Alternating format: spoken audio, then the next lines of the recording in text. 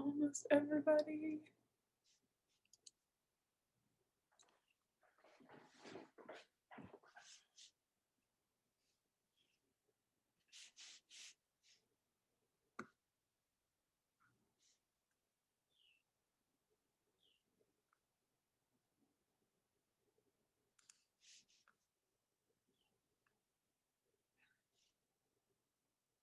I think that might be all of us. Awesome. I'm excited that today we have a guest speaker, Jessie Runnoe, who's a professor at Vanderbilt and followed kind of a similar trajectory as I did, going to Whitman, Wyoming, and then off to greater things that I haven't quite gotten to yet. But I will always remember I first met Jessie when she came and visited Whitman and took the astronomy majors out to lunch at Gray's. So she bought me a sandwich at Gray's, and that was my first encounter with Jessie.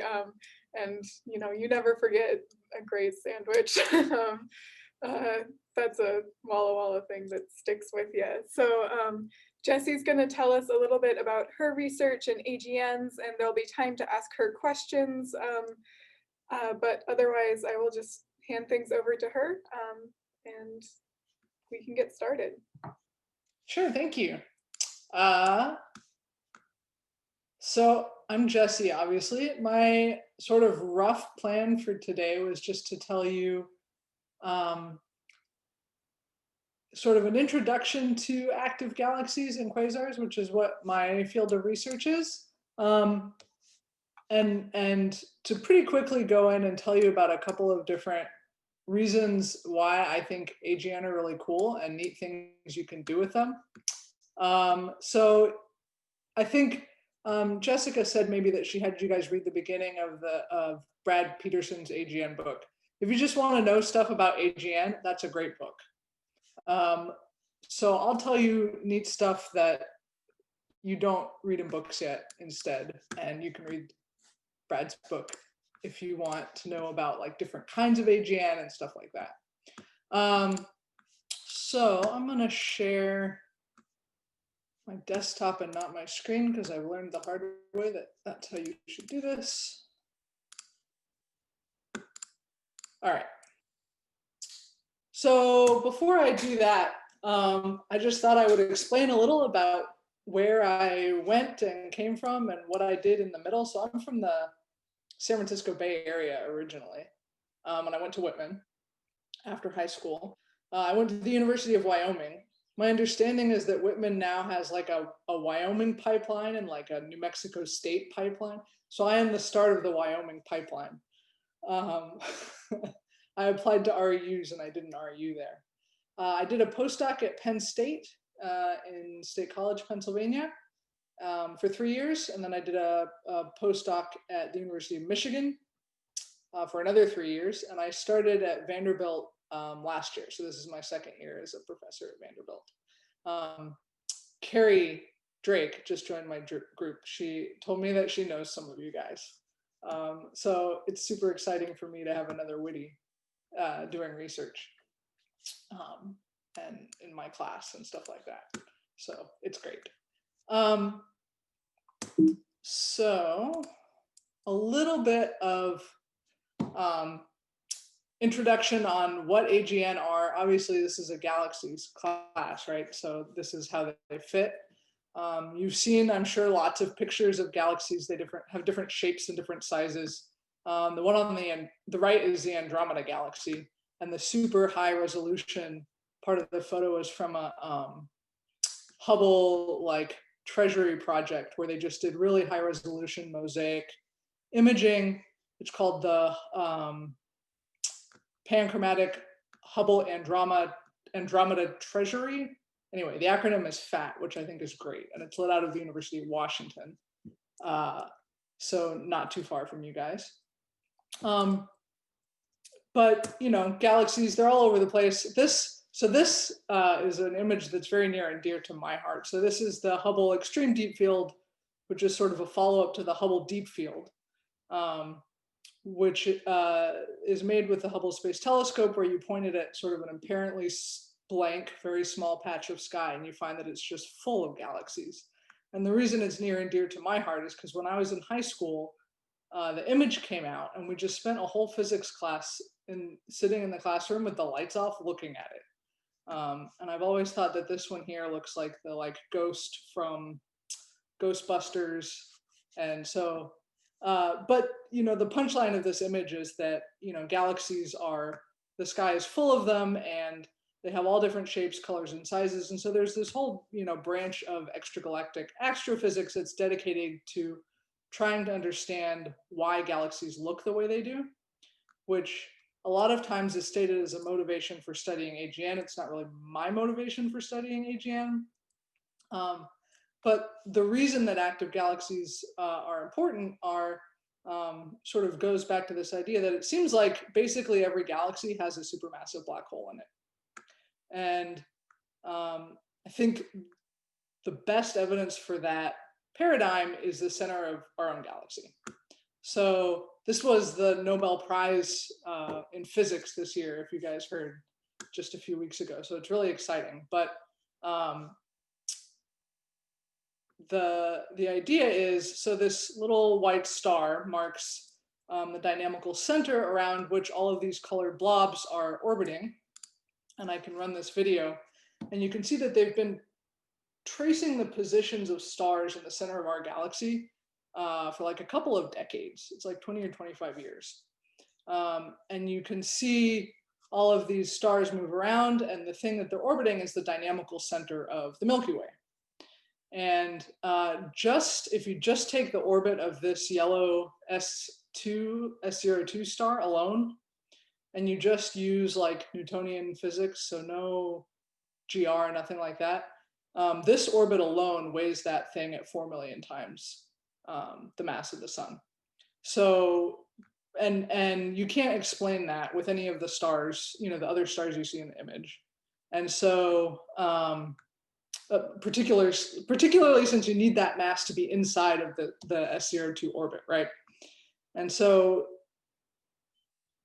really you're left with a supermassive black hole or other more exotic things that I don't even know what they are, because they're less realistic than a supermassive black hole. So this work required huge advances in adaptive optics, because that's what's really required to get past the confusion. The center of our galaxy is so busy and full of stars that if your optics aren't really good, the stars will blend together and you can't separate them to track their individual positions. So that was a big part of this work, was making those advances in AO. Now with the gravity collaboration and the Event Horizon Telescope, they're doing really cool things on top of that. So this bottom picture here, you can see Sag A star, which is the radio source that's coincident with that dynamical center, is having a little blip, a little flare. And this starts to hint at, what do I mean when I say AGN? And here's this S2 star, and you can see that gravity is doing even better than AO on, this is probably from Keck, because it's the UCLA group. And gravity is an infrared interferometer on the Very Large Telescope in Chile. And with these better positions, you can still trace the position of this S2 star. So in red, you see the little flares. It turns out actually the first time, this star has gone around its orbit more than one time. And the first time they missed the pericenter of the orbit because they didn't know, right, that it was important, or that that's when it would happen and that they needed to observe it. So they got it the second time around. And so now you can start to measure things like gravitational redshift, precession of this pericenter of this orbit, and other GR effects, because the positions are so precise. So taken together, I think this is really the best evidence for the idea that basically all reasonably massive galaxies have supermassive black holes in them. But the broader picture is that basically when we look for black holes, we see them. There are some weird little galaxies that maybe don't have them, but anything sort of sensibly massive, if you look for a black hole, you see a black hole.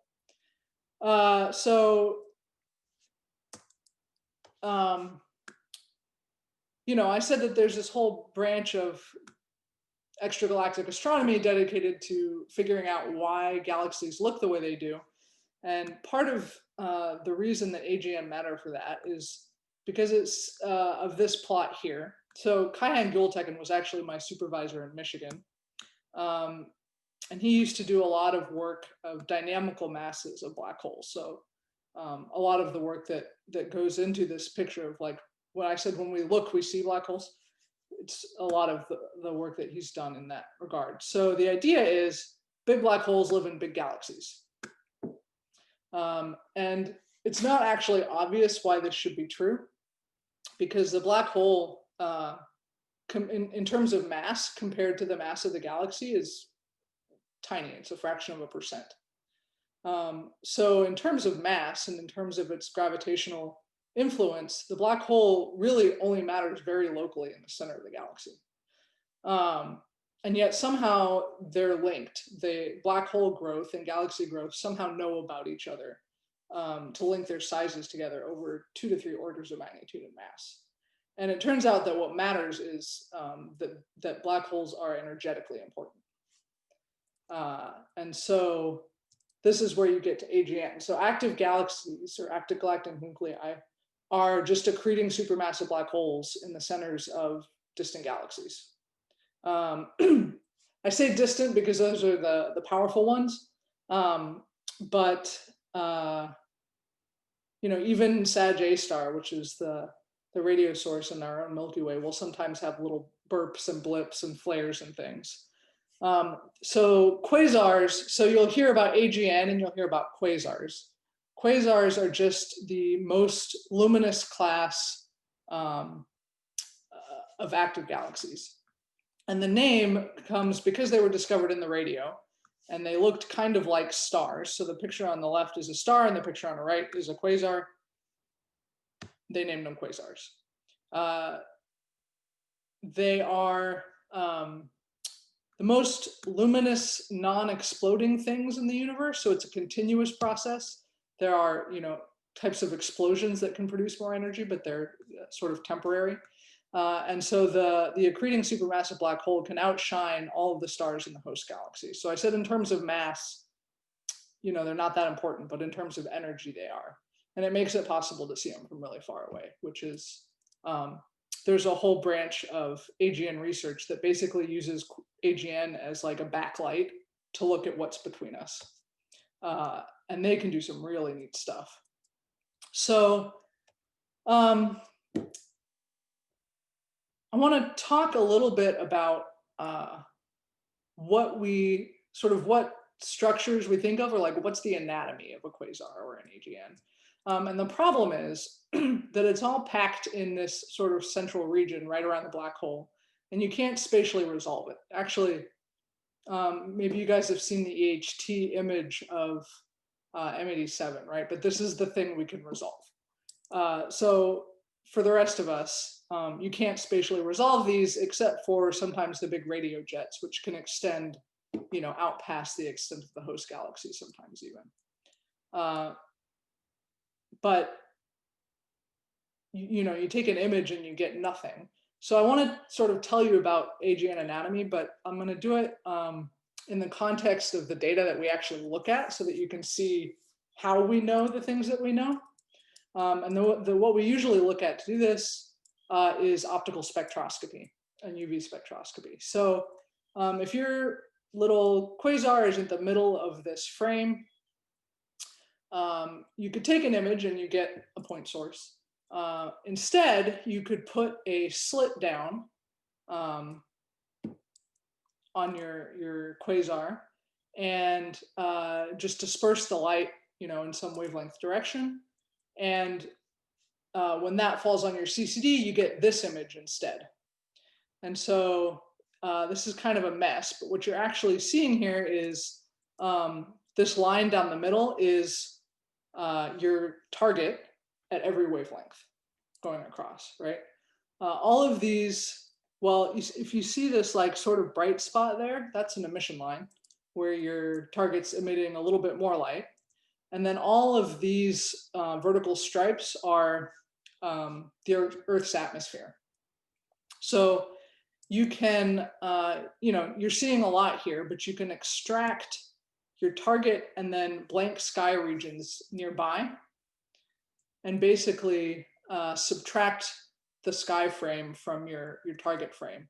And what you're left with is a quasar spectrum. So you're basically looking at how much light's coming out at different wavelengths. And quasars emit pretty much in all wave bands, from radio through like X-rays and hard X-rays and gamma rays. But a lot of the things we know about their sort of central region and its structures come from optical and UV spectroscopy.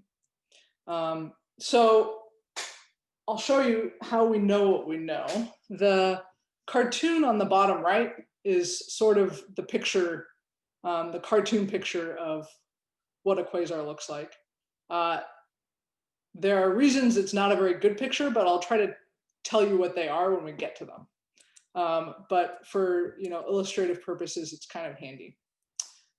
On top, this is just an optical spectrum of the quasar. So you're looking at how much light is coming out at every wavelength, rest wavelength in the optical.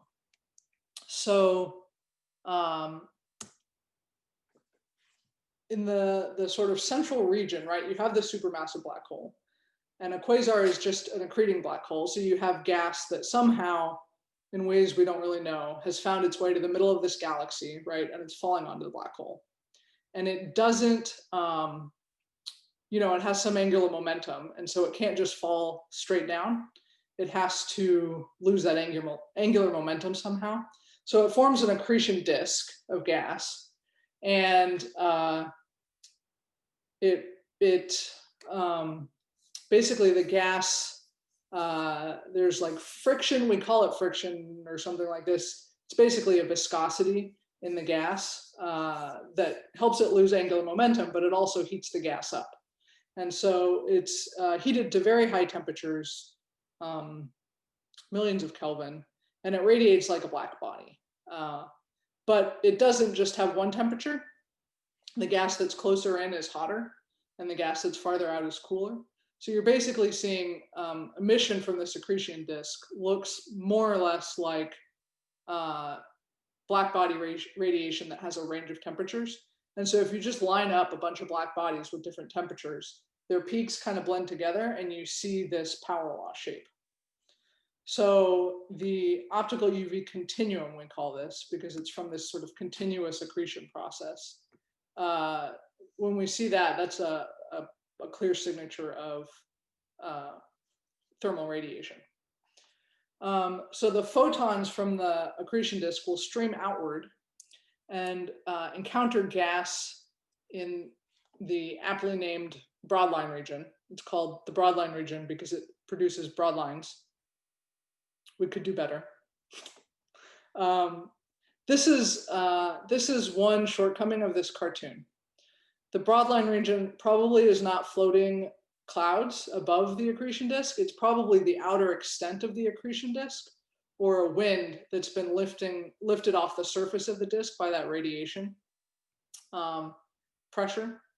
And but generally speaking, the broadline region gas is in a disk-like structure. One of the reasons we know this is that you can measure inclination in some AGN, and we see broader lines in the ones that are edge-on than face-on. And so there's basically an inclination effect to that disk that looks tells us that it's not completely spherically distributed gas or something like that. There's like a sine I effect. But the emission lines that are produced by this gas are pretty broad, and it's Doppler broadening. So you can tell that the gas is moving, and they're broadened to thousands of kilometers per second. So basically you're seeing gas that's in the gravitational potential of the black hole, and it's orbiting around, and it's basically in a disk. It's relatively dense. If you want to measure the mass of the black hole, this is actually super handy, because the width of that emission, those broad lines, actually tells you something about the black hole mass. If you can figure out how far out the gas is, you can just do like a Kepler's law kind of a thing. Then the other clue that you have is you also see these narrow emission lines. These are also Doppler broadened lines that are photoionized by the accretion disk. But you can see all the ones I've marked, and basically most of the ones in here are forbidden lines. Forbidden transitions obviously are not actually forbidden, they're just highly discouraged. So the transition probabilities are low. And what that means is the gas has to be really low density so that those atoms can hang out there for a long time and wait for that transition to happen and emit that photon. Because if they had any collisions or something in the meantime, as you would in a higher density gas, this wouldn't occur, and they would do something else in the meantime. So the narrow line region must be lower density gas because it can produce these lines. And the lines are Doppler broadened, but they're not as broad. They're hundreds of kilometers per second. So this gas can't be coming from right near the black hole. And based on its variability, which is to say it doesn't vary very much, it's coming from much farther away. So this gas is probably pretty evenly distributed throughout the whole host galaxy. And it seems like more luminous quasars can basically saturate the gas in the host galaxy, and you kind of have a cap on how bright the narrow line region can be. So it basically illuminates all of that gas, or just some of it if it's not a very luminous source. But these narrow lines are photoionized by the central source, but the gas is kind of more a property of the host galaxy. You can think about it that way. Quasars can also have radio jets. I won't talk about those a lot more today, but they are super handy because it's the only way you can get inclination for the central engine. The effect that lets you do it is that when you look straight down a radio jet, there's a Doppler boosting effect that makes it look brighter, because it basically, the Doppler effect narrows the beam of light that's coming at you and makes it look brighter. And so if you know how luminous the thing was supposed to be, which you can figure out from basically any other measure of luminosity from the source, like the radial lobes, which are much less localized, you can estimate how much beaming there is, and that tells you, a rough estimate of the inclination. It also seems like quasars have a lot of dust in them. The initial picture is that there was like a dusty torus that enshrouded the central engine. And so there are some quasars where you see this continuum and you see the broad lines. There are some where you only see narrow lines, and you know that there's got to be a whopping AGN in there because you produce these really strong lines in a way that you can't do with stars, but you don't see it. And so for a long time, the difference, they're called type 1 and type 2 quasars. The difference was thought to be whether or not your line of sight got all the way down to the central engine, or if it was blocked in between by a dusty torus. And so basically they thought, okay, the kind that look like this, the type 1s, are like face-on quasars, and the type 2s are edge-on. And there's certainly evidence that's true at least some of the time, but it seems like now there are signs emerging that it's not true all of the time. And I'll show you one such reason that it's clearly not always true. Another one is that if you look at the dark matter halos of obscured and unobscured AGN, the obscured ones live in bigger dark matter halos. And if the only difference between them is your line of sight, they shouldn't have a preferential environment of any kind. So that was some pretty neat work. Anyway, here is our sort of picture of what quasars look like. And that's kind of my intro to quasars. one of the things that I think about a lot is trying to use quasars to try to find binary supermassive black holes. The reason that these are interesting is because just to 0th order, we think they should exist and we don't see them. And so, that's immediately like, well, what's going on? They would be sources of low frequency gravitational waves. So you guys must know about LIGO because it's right nearby. So LIGO sees gravitational waves from like stellar mass sources, so small black holes. The relevant idea is that the frequency of the gravitational waves is related to how close the black holes can get before they merge. And so the lighter black holes can get much closer. And so they can emit then higher frequency gravitational waves. Whereas the big black holes don't get in as close before they coalesce. And so you get low frequency gravitational waves. So the experiments or detectors that would see these are pulsar timing arrays, where you look at pulsars as very precise clocks distributed throughout our galaxy. So you basically use the whole galaxy as a detector instead of just the Earth. And so then you're sensitive to the much lower frequency waves. And these, I would expect a detection of gravitational waves from the nanograv, which is the North American pulsar timing array, within the next year or two. I think it's going to be soon. They just announced like something that could be it, but they weren't really ready to say, but it's coming. So we would like to observe in, electromagnetic signature from the things that they're trying to find, and we haven't done it. And so the EM astronomers are like, okay, we're going to try to do this.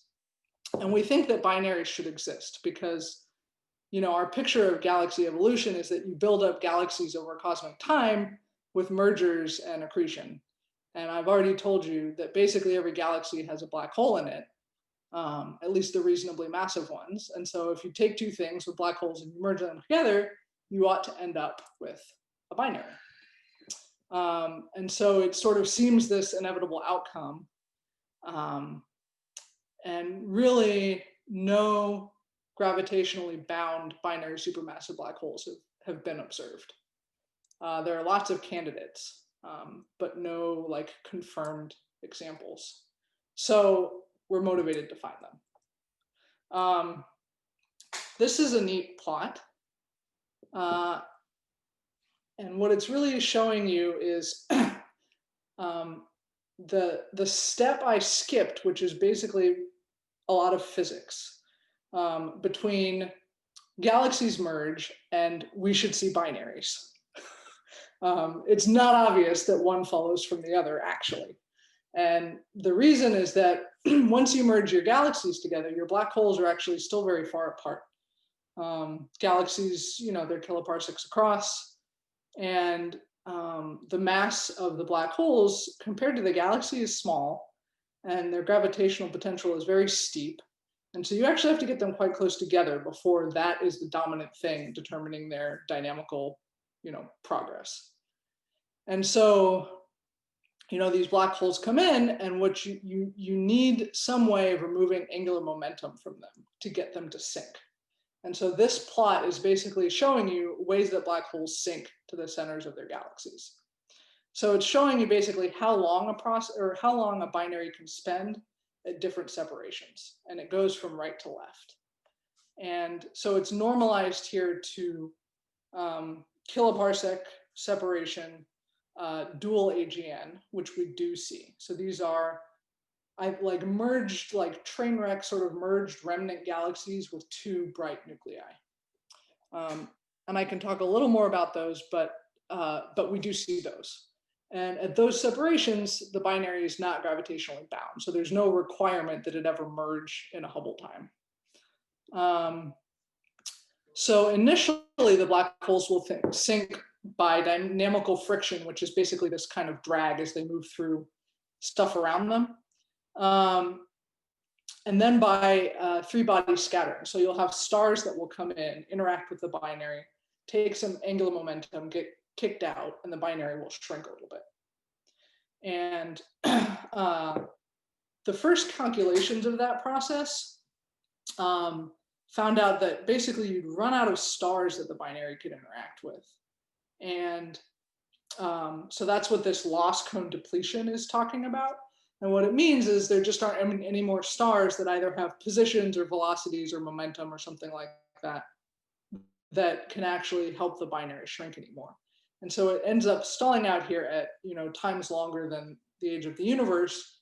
And it doesn't get to the close separations where emitting gravitational waves by itself is a really effective way of taking angular momentum out and making the binary shrink. So you need something to get across this kind of gap. And if you work in this field at all, you'll hear this talked about. It's called the last parsec problem. And it's not a problem anymore in the sense that we have a lot of solutions to it, but we don't know which one is happening. So there are just a lot of ways that you could avoid this issue. So one is, I said the initial calculations have this problem, and it's because they put all the stars in a sphere. If you make it, if anything about it that's not axisymmetric, you alleviate the problem. The other process that would work is if you stick the binary in a disk of gas. Then the binary interacts with the gas in the disk, and that can extract angular momentum, and the binary will shrink. And obviously this approach is very appealing to me because I study quasars, which are black holes in disks of gas. So this is cool because you could see it, right? It actually would give you something to look for. So if you want to go looking for binaries, this kind of sub-parsec separation is a nice region because if you could find any, their properties, so their distributions of their separations or their masses or anything like this, would actually tell you something about the process that's moving them through there. So you could back out what's actually happening, which would be awesome. The challenge is that at a pretty modest redshift, so z of 0.2 is not that big, a parsec is 0.3 milliarc seconds on the sky. So this is the limit of what you can do with radio interferometry for the most part. So you could try to just do imaging. And if these were radio sources, so about 10% of quasars are bright radio sources. So you need it to be radio loud, and we don't know what turns that on and off. But if you were in the lucky 10% and they were widely separated, maybe you could resolve them. I have a collaborator who does this and has not been able to resolve them so far. So what that means is you need some toolbox to try to find binaries. So I'm going to talk about, I'll go into the details of how I find binaries, but I'll just tell you some of the methods first because they're kind of neat. So this is kind of the same picture that I was showing before where you are watching this thing evolve, but I've switched the direction. So now you're going from left to right. And so on the left, you have these dual, the dual AGN or dual black holes are not gravitationally bound. And the binaries, when we say binaries, we mean they're gravitationally bound. So these dual AGN, this is the case that I told you about where you have two black holes, usually they're AGN if we can see them, living in one sort of shared train wreck of a galaxy. And you can find these with this spectroastrometry technique. It's basically a combination of extracting spectroscopy from different spatial positions and trying to find obviously different spectral signatures as a function of position, or X-rays. So Adee Ford was a grad student in my group in Michigan who's now a postdoc at Stanford. And this is what she did for her thesis, was to write a Bayesian, statistically sophisticated code that would take Chandra telescope X-ray images and try to tell you with some statistical confidence whether there was one source or two. in the image. And the reason this is important is because the way that we tended to find these before was just to look at it and say, yeah, that looks like 2, which is kind of a Rorschach test. It's not like super reproducible. So her code has been awesome. And the reason you want to look in the X-rays is because high enough X-ray luminosity is a pretty unique signature, especially if it's persistent, is a unique signature of an accreting supermassive black hole. You can produce X-rays with stars, but it's at a lower level. So if you can bump past some luminosity threshold and you see 2 of them, you can be pretty sure you're looking at an AGN. Chandra has kind of cruddy spatial resolution, so kiloparsec separation is kind of the best you can do for this, and that's why she had to build this tool. But she's been going around and like breaking everyone's confirmed dual AGN with her statistics. These are neat because although they're not gravitationally bound, it's a completely unambiguous signpost of galaxy merger. And the way that you usually look for galaxy mergers is based on the morphology of the host galaxy, which can be unclear or ambiguous, or if your image isn't deep enough, you don't see the faint tidal tails or whatever. So this is a nice way of studying galaxy mergers and things like that, if you can find 2 black holes. You can do radio interferometry and just try to look for the 2 black holes. The best example that we have of a binary supermassive black hole was found this way. And it's just a coincidence because they're kind of, radio telescopes are like pencil beams. And so you have to know somehow which way to point before you point there. So you need some way of finding candidates or something that's not in the radio, ideally. But they like serendipitously found this one source. It's separated by 7 parsecs. It's pretty convincing that you have 2 radio sources there. And it's kind of the same as the X-rays, where if you have a high radio luminosity, you kind of need an accreting black hole at some point. You can make radio emission from stars, but again, there's kind of a ceiling on it. And this 2017 paper, they actually see the 2 radio sources have some like proper motion that's consistent with orbital motion. So it's pretty neat. The thing that, the calculation I haven't seen, which doesn't mean it's not true, I just haven't seen someone do it, is to say if something's gravitationally bound, you're essentially saying that that other black hole is like the dominant thing determining, you know, the gravitational path of this, you know, secondary black hole or something like that. And so the relevant consideration is, well, what else is around? And you have to know a lot about the sort of distribution of stars and things in the center of the galaxy, which is very hard to know. So typically things become gravitationally bound around 10 parsecs. And this is at 7. So if it's not bound, it's pretty close. And so this is kind of a good one.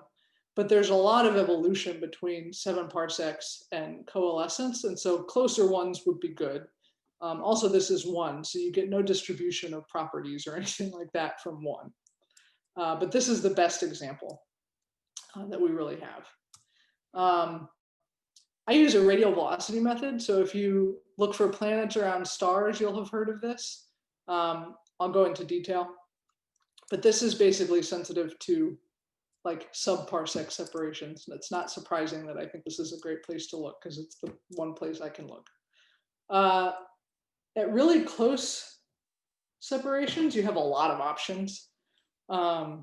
You can look at the spectral energy distribution. So if you have a disk of gas and you put a binary in it, there's gas that would normally be there that now must be gone because you had to make this cavity.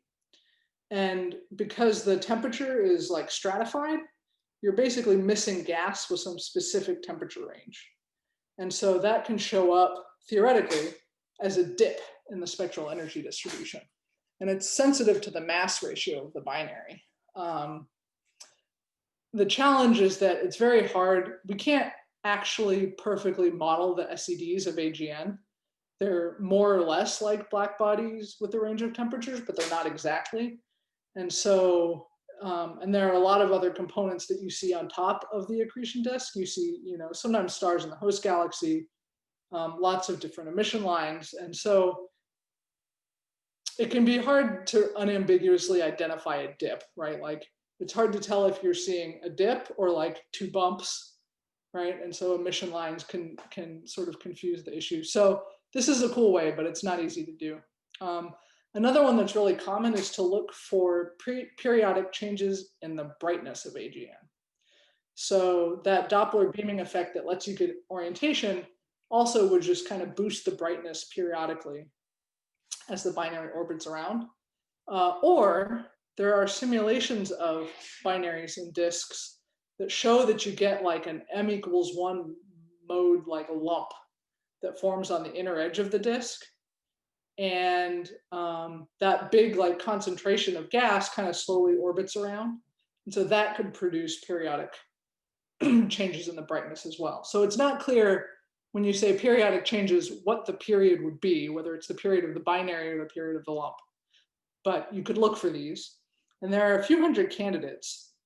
And this has been a super cool example of multi-messenger astrophysics, where you're trying to combine different messengers. So one messenger is photons and the other is gravitational waves. Because the pulsar timing arrays are up and running and they have not detected gravitational waves. But if all of those binary candidates were binaries, they should have detected gravitational waves by now. And so all of those candidates cannot be binaries, basically, is the message. And probably the confusing issue is AGN vary. They get brighter, they get dimmer. It's, you know, messy feeding. It's not a smooth process. And they'll get brighter and dimmer on longish timescales. So they'll slowly brighten and slowly dim. And if you see something get a little brighter and a little dimmer and a little dimmer and a little brighter, that doesn't mean it's sinusoidal. And so the noise modeling that you have to do and the statistics that you have to do is complicated and prone to false positives.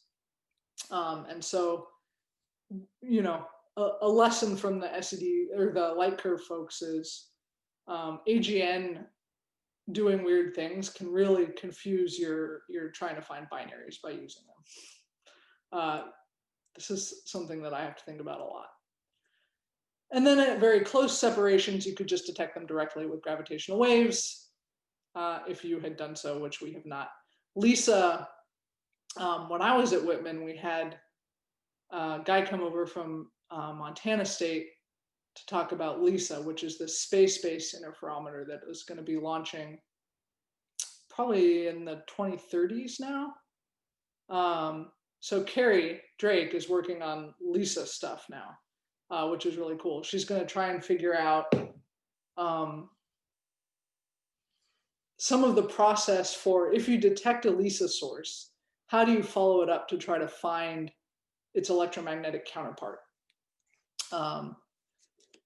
So that you can do these kinds of, you know, multi-messenger things. The gravitational wave signal is a really good way of learning about something called the chirp mass, which is this weird combination of the mass and mass ratio of the binaries, where some of the electromagnetic techniques are good at the total mass. And so if you could get those together, you could like break things apart. So this is how you find binaries anyway. So the radial velocity method, lots of people use it, and we all just have our own corners of parameter space. But the idea is just Doppler shift, right? Like if you can measure some spectral feature, you know what its rest wavelength is supposed to be, you watch it change, then you get the velocity out. So this is used all the time to find, you know, the sort of jitter from orbital motion of planets around stars. And you can use it to find the signature of a binary supermassive black hole if you can measure something with a known wavelength from one of the members of the binary. And what you're looking for is this very classic sinusoid. And this works for all kinds of binaries in addition to planets. And it works for low mass binaries as well. So this is just a sort of example that ultimately I'll use to make a point about what signal we expect to see. But this is a black hole and a stellar companion. So this is a low mass binary, and you can see it's shown here at a few different phases. And these low mass X-ray binaries, basically the star will dump stuff onto the black hole, and it'll accrete for a while, and its radiation will get strong enough that it'll sort of blow back that gas, and it'll be in this other state for a while, and they kind of move between these two states. But you can measure spectral signatures from the atmosphere of the star in some of these states. And so if you trace their radial velocity, you can lay down a pretty nice radial velocity curve here. And you get a nice period, and you can figure out the masses of the black hole and the stellar companion. And the sinusoid in that radial velocity is very clear here. And what's important is you can go do this, you can go out to the telescope for a week or two and lay down this whole radial velocity curve, and you're done. With supermassive black holes, we expect the period to be a lot longer.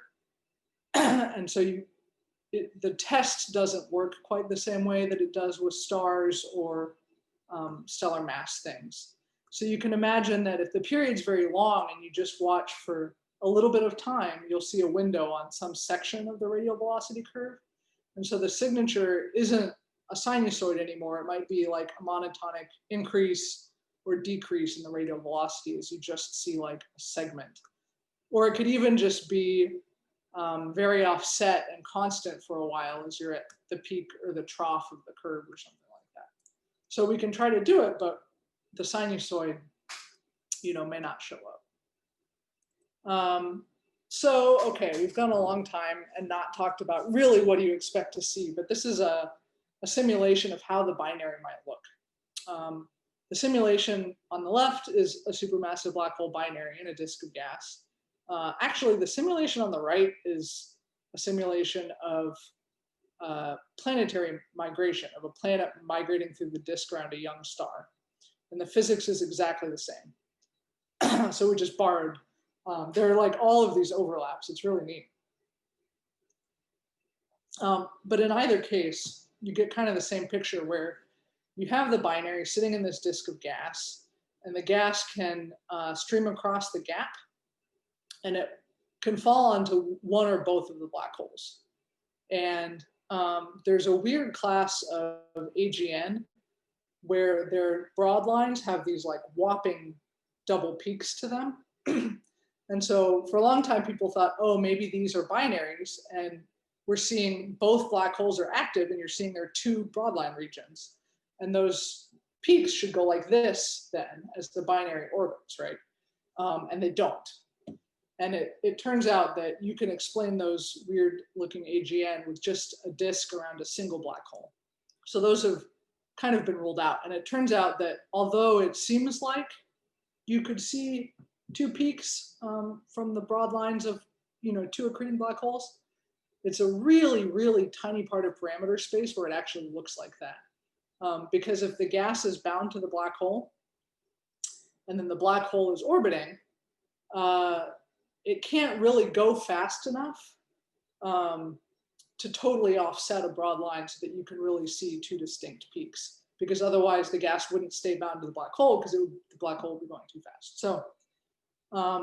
So binary black holes don't produce double peaked emission lines for the most part. But the single black hole case is still sort of a viable place to look. So the physical picture we have in mind is that you have this binary sitting in the disk of gas, and one of the black holes is active, and it's usually the less massive one. We assume it's the less massive one. In the simulations, it's always the less massive one because it gets closer to the inner edge of the disk, and so it can grab that gas because in terms of like spatial position, it's closer, and also in terms of the velocity and momentum space.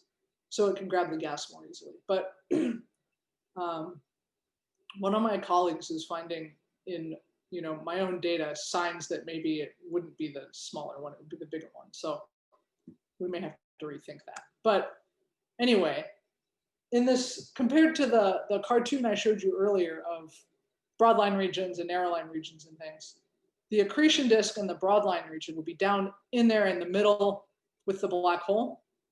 And the narrow lines would come from, large size scales across the whole host galaxy.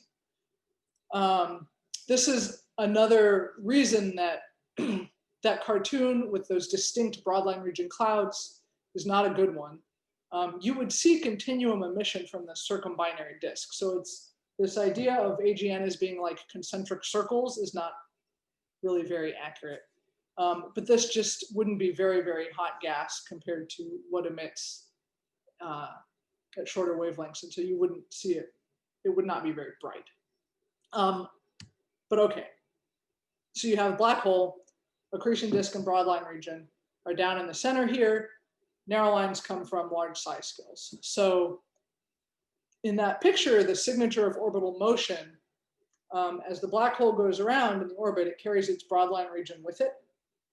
And so you can expect then that you might see a bulk shift of the broadline region relative to the narrow lines in a quasar spectrum, and that might be a signature of orbital motion. So how would that, what would we actually see? Here's our quasar spectrum. This is H beta, the broad line. It has a narrow line component, and these two lines are O3. And this is a nice wavelength window to work in because you get a really strong narrow line to set your rest frame, and then you get this nice broad line right next to it. So that signature of a binary might be this bulk shift of the broad H beta line relative to O3. And you can see here, there's a little bit of H beta that's emitted from the narrow line region as well, which falls at this dashed line exactly where you would expect it to. But most of the H beta is offset. You see only one peak to the broad line, so that's good. We're not in a disallowed part of parameter space. And it has this offset, U2, and U2 is related to the orbital velocity by a phase angle, because it's a radial velocity measurement. So if it's in conjunction, you see nothing. And if it's at the sort of edge of the orbit, you see everything. And then an inclination angle. If it's face on, you see nothing. Edge on, you see everything.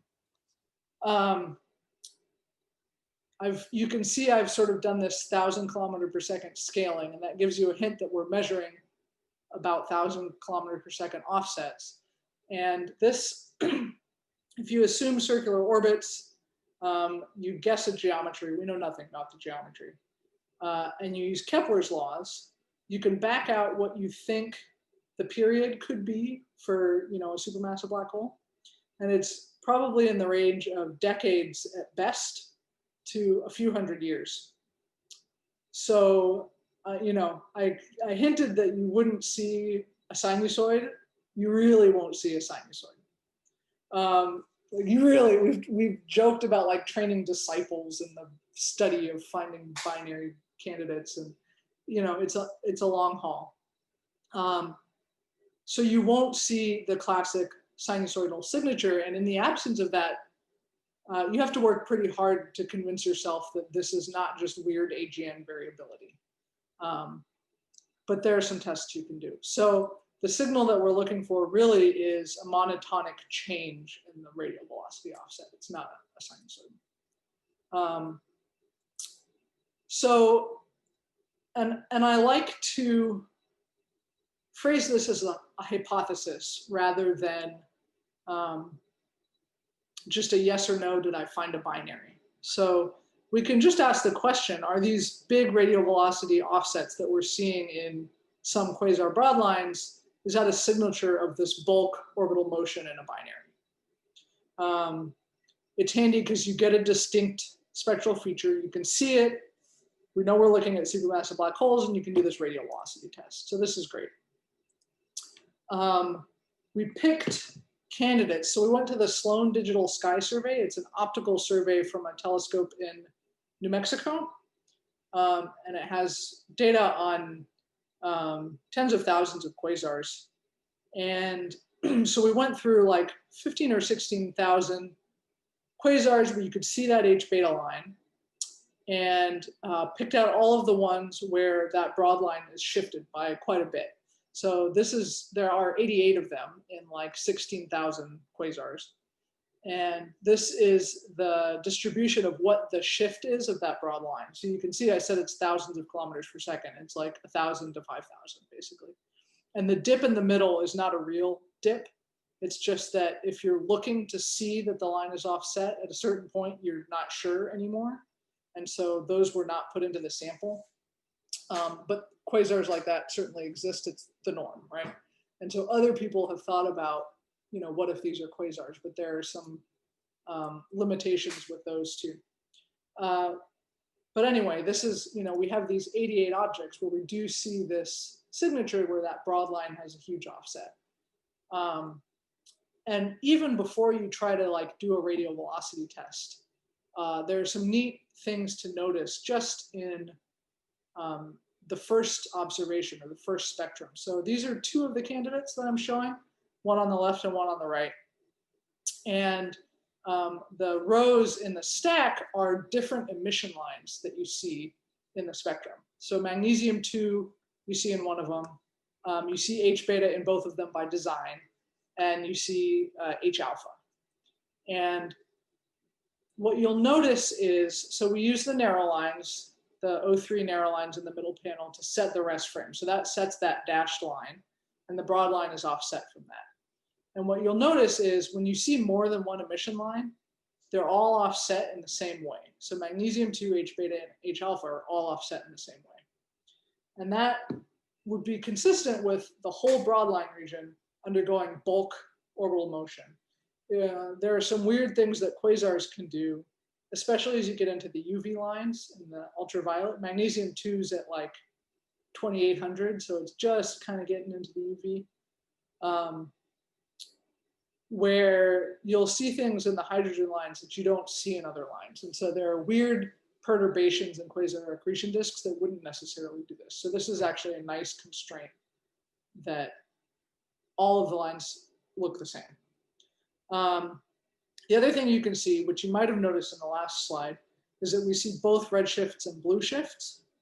Quasars have outflows. It's one way in which it's a whole huge field of study, and it's important because it's one way that they influence star formation in their host galaxies, basically by blowing energy and blowing away gas and stuff like that in the host. And so if you were seeing all signs of quasar outflows, you would see only blue shifts because it would all be coming at you. And we don't see that. We see both red and blue shifts. So that's another, plus in the binary black hole consistency check. So you can make radial velocity curves, and this is the fun part because you get to go to all kinds of different telescopes. Most of these you can see with sort of modest, these are like mostly 3 and 4 meter class telescopes, except for HET, which is like a 9 meter, that's kind of weird and kind of punches a little below its weight class. But you can basically go out to these optical telescopes and you want to just repeatedly get spectroscopy to try to nail down what that radial velocity curve looks like, right? And with a period of, up to a few hundred years or more, you don't really want to go that frequently. So what I'm showing you here is that on the left, we've gotten to where we have a few spectra at least per object in the sample. And what's important is we're starting to observe them at long times. So we have waited a while between observations, up to a decade in the rest frame, so it's even more for us. And that's important because if you think the period is really all that long, you don't want to go out for a week and take a bunch of data and you're not going to see anything, right? So we can build the radial velocity curves, and the way that we do that is basically a cross correlation. So this is how we measure shifts, and it gives you a good sense of what a sensitive measurement this is. So this is on the bottom, the optical spectrum. So the original Sloan spectrum is in black, and the follow-up spectrum is in red, and the blue is just the difference between them. And the way the cross correlation works is you take the original spectrum, and you take the follow-up, and you step it across. And at each step, you measure a chi-squared. So a measure of how well they match, basically. So that's what's on the plot on the top, is the chi-squared measured at each different step. And you just find the minimum that says, hey, this is where those profiles match the best. And that's your shift measurement. So that's great, but if you look at the plot in the bottom, you can see that they look very similar. It's a very subtle shift. And what we're especially sensitive to is if the shape of that profile changes at all. then the meaning of this measurement, you could make the measurement, but what it means gets a little fishy.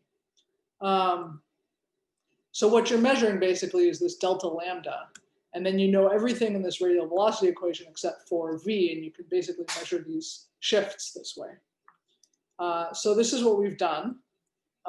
We get this radial velocity measurement out, and we can build radial velocity curves. So they look nothing like sinusoids, but these are the 3 best sub-parsec separation binary candidates that exist, because they're doing exactly what you would expect them to do, which is this monotonic increase or decrease in the radial velocity offset. The other ones are totally consistent still with being a binary. It's just less interesting when it doesn't change at all, but it would be consistent with like a long period binary. Okay, so that's pretty neat.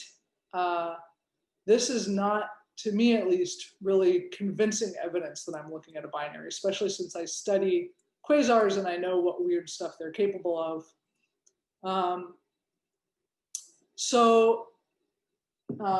In terms of proof, this falls short.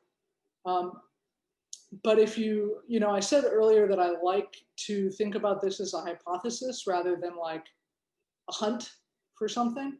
And the reason is that there are lots of ways to test that hypothesis. So even if you don't have proof of having found a binary, you can still test that hypothesis without seeing many oscillations of a sinusoid. So this is really cool. So the way that you do it is you take, this is just a radial velocity curve. It's the one, one that hasn't changed much. You see that offset that you measure as a function of time. And you could fit it with a sinusoid, right? Assume circular orbits, Kepler's laws. You have like 7 data points. This is a terrible idea.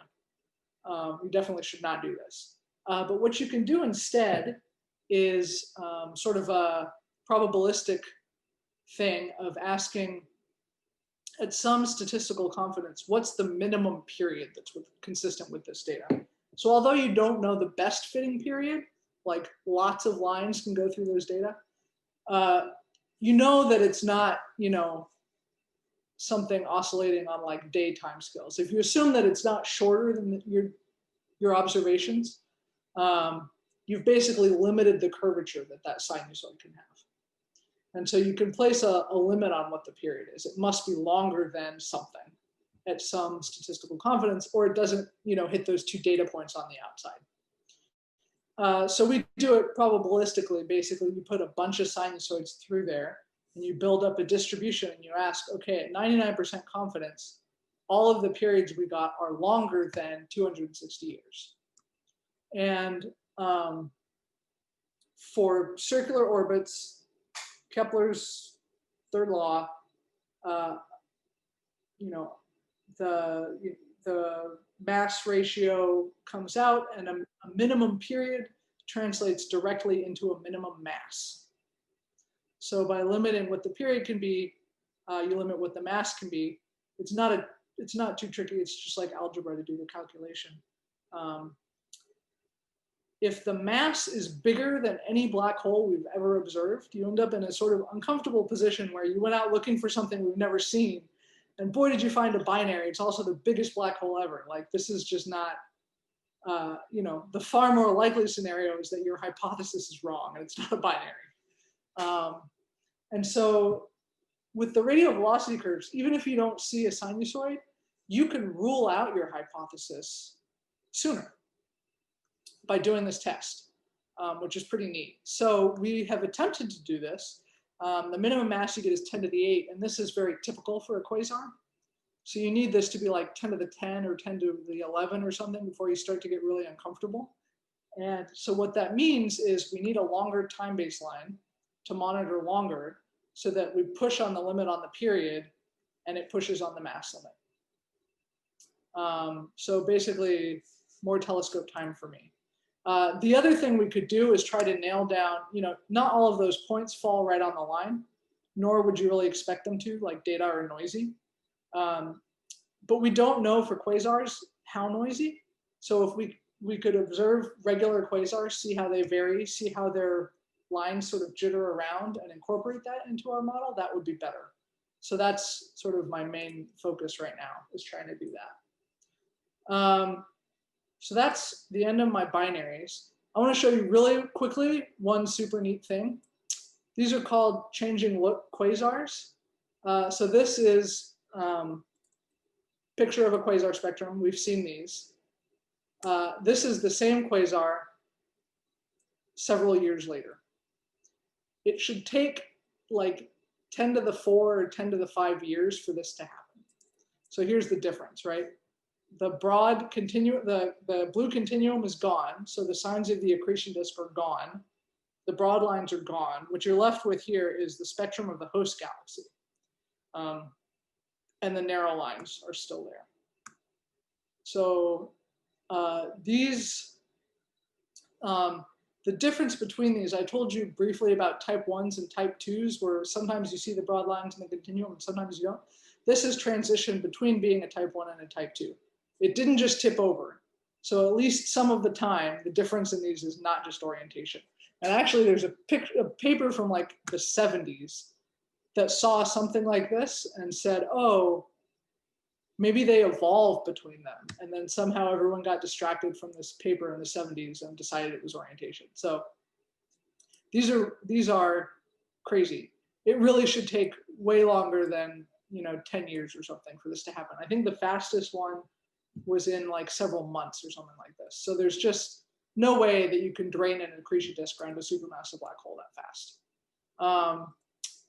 So here's another example from the 80s where they saw it happen. And the thing that we have recently discovered, the first one at quasar luminosities that was discovered was in like 2015 or something. And the reason that it's important at high luminosity is because those tend to be bigger black holes, and it's harder to do this around a bigger black hole. All of the timescales are longer. What is it? We thought about a lot of possibilities. One is that you have your accretion disk and you have there's a dusty torus. What if some dust gets in the way and it blocks your line of sight? The time scale for that to happen is, you can think of weird geometries that make the time scale sort of a weak argument. It doesn't usually seem to match the time scale where we observe the change, but it could. The one they found in 2015, they had X-rays, and X-rays are really good at telling you about obscuration, and they didn't see any signs that there was dust. It just, the level of the X-rays changed, but the shape of the X-ray spectrum, which is sensitive to obscuration, did not change. A lot of times we don't have X-rays before and after because we didn't know they were going to do this, so you can't do that. You could take the optical spectrum, and dust should affect the bluer light much more heavily. And so you could just ask, does the dim state look like a reddened version of the bright state? And the problem is, if all you can see in the dim state is the galaxy, you don't know if it looks red and you don't know what it looks like. And so it can be hard to rule out dust. And historically, there were cases where they thought maybe it could be dust. So the examples we found so far seems to not be the answer, but you have to think about it every single time you find one of these. Another possibility is tidal disruption events. So this is where you have a supermassive black hole and a star comes in and it gets too close and it gets tidally disrupted by the black hole.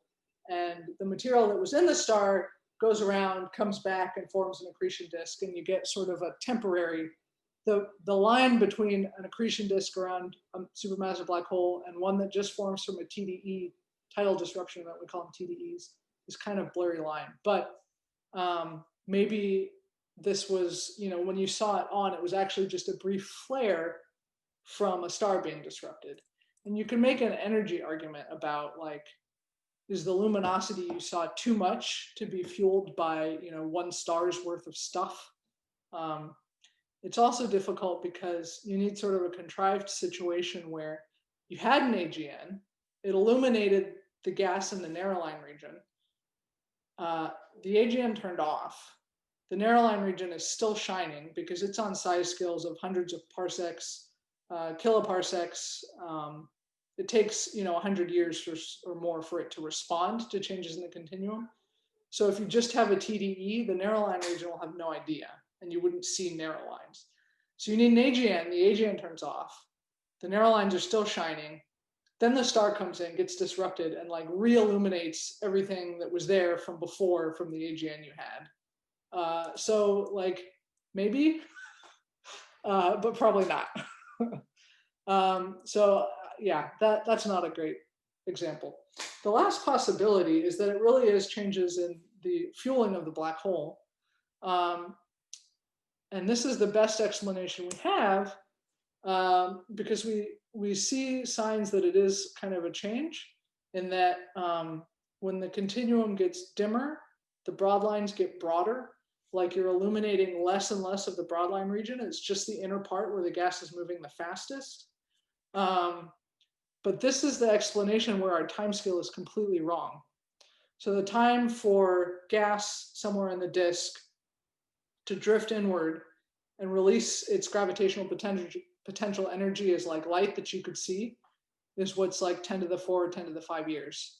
And so that's completely mismatched. So you need either some kind of really extreme accretion variability or maybe some really kind of extreme reprocessing.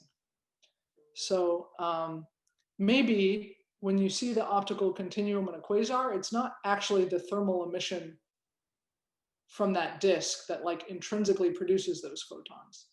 Maybe the inner part of the disk makes high energy photons. They stream outwards and they're reprocessed into the optical by the outer disk. That could turn off quickly on a light travel time. Because if you shut down your central source where the time scale for the accretion rate to change is small, then you just need a light travel time, which is like light days, to turn off the optical continuum. And we see signs that this happens when quasars change in brightness a little. The long wavelength bands lag the short wavelength bands by like a light travel time. But it's very uncomfortable that the entire optical continuum is reprocessed. That's when we see it, it's like tens of percent. It's not like everything. So when we found this changing the quasar, they made this video of what for the press release of what they thought was happening. So I'll play the video for you. But it's we don't really understand like how these can do this so quickly. Are they the extreme example of just like normal quasar variability where somehow the optical continuum is all gone and it's not just 10% or 20% that changed? Or is this like a separate phenomenon? Here it's like illuminating a narrow line region cloud far away, and it turns off, but the cloud is still shining. So these are pretty neat. And fortunately, you can answer a lot of questions about them with the same data that you need to help you find binaries. So I can do both. Okay, we have a few minutes left, like 15 minutes or something. Do you guys have questions, either about research or about academic stuff or about career stuff or whatever? I don't know, frisbees, whatever you want to talk about.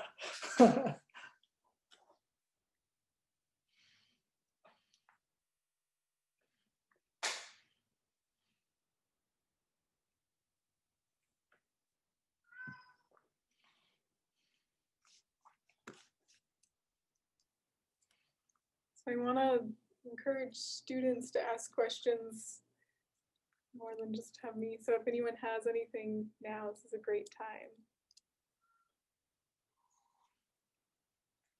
Yeah, Ethan. First of all, so much information. I like literally don't even know where to start. But you kind of at the very beginning, you were like, well, we expect binaries because galaxies merge. Right. And that's, yeah, but we also see galaxies merging on more than a scale of like 2, right? So do we ever expect trinaries? Yeah, so some folks are really excited about this because the folks who study like LISA black holes, these are like small supermassive black holes, get really excited about what happens if you get like 2 start to merge and then you get another one. Because it can be hard to get 2 black holes if they're little to sync, but if you bring a third one in, you can like slingshot that one around and the original 2 will sync and that one will go out. So they certainly see it a lot in simulations, and there are examples of like triple AGN. So a D Ford, who does the X-ray dual AGN, literally just resubmitted a paper looking for triples, and she has a few of these kiloparsec ones. So certainly it can happen, and we see it on the sort of same wide separation scales. Yeah, that's a great question. The challenge in finding them is when you have 3 black holes that are close together like that, it's hard to know if you have like 3 unique sources or like one of them is just shining on a dense clump of gas, making it look like another one. But I think there are some cases that are pretty convincing.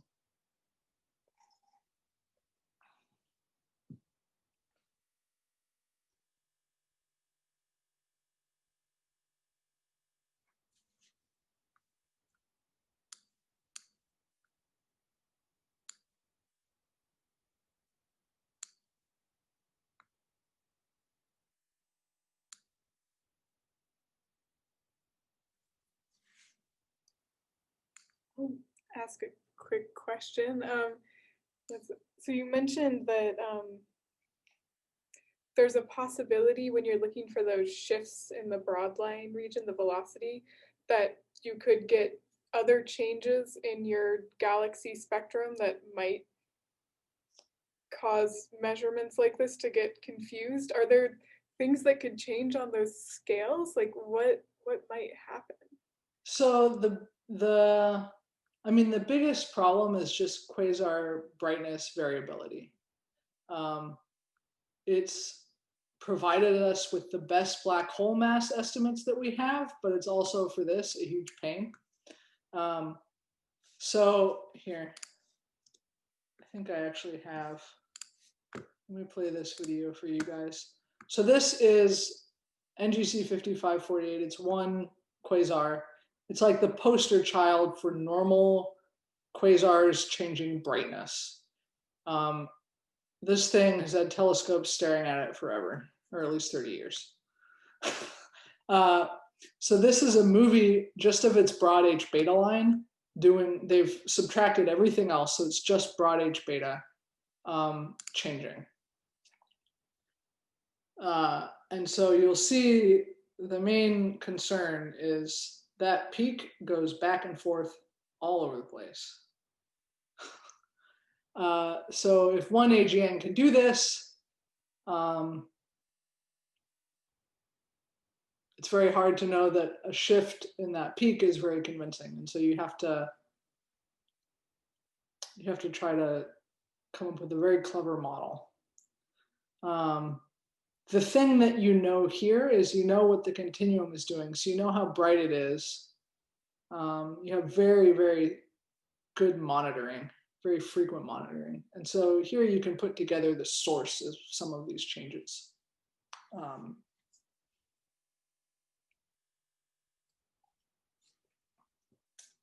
But yeah, this is the biggest interloper.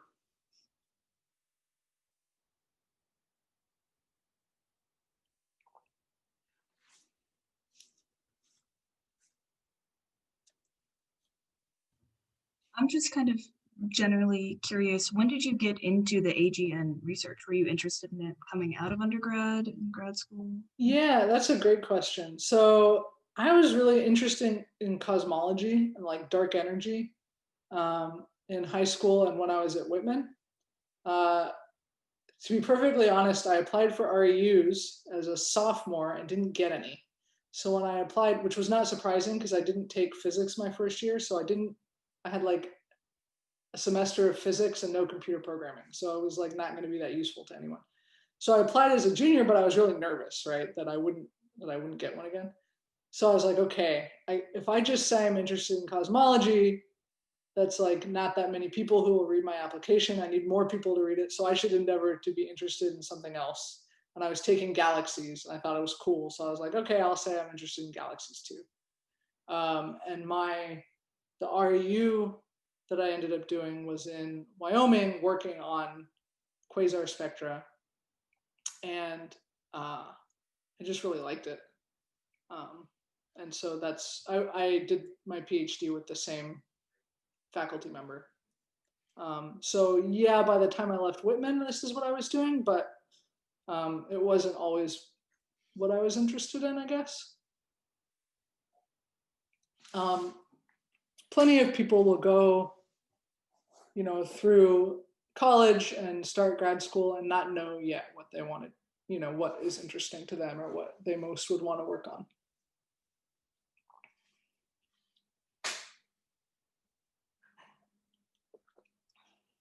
Just really quick, since it is 3:50, I want to point out on your assignments pages on Canvas, there is an assignment for today. It's pretty short. It's just a little reflection on this talk for all of you. So if you could at some point, while this is still kind of fresh, just make sure you submit that so I can get your participation for today.